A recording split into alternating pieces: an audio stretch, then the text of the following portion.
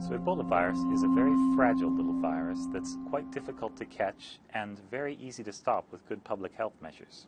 We think it comes from animals. Now, the first time it came into humans was 38 years ago, and that was quite a bad outbreak, and since then it's been coming back about every 2 years.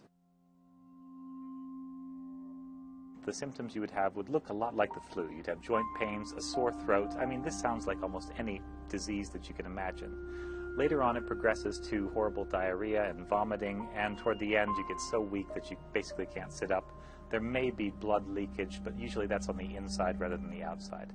So, what the doctors in the region are doing is they're essentially giving supportive therapy. With this, with putting fluid back into the person to replace what's lost by diarrhea, for example, you can actually improve the survival rate from 90% fatal, so 10% survival, up to something like a 50-50 chance of living. With each virus and each kind of bacteria, they're biologically unique. Not just biologically different, but biologically unconnected with the rest of the tree of life, at least all the viruses. You have to have one drug that exactly fits Ebola. The other problem on top of that is that one drug usually isn't enough to stop these, because viruses are very good at growing and very good at changing. So it's not just one drug that we need for Ebola. We need a cocktail of drugs and perhaps a nice vaccine that could be used. These all take a lot of money.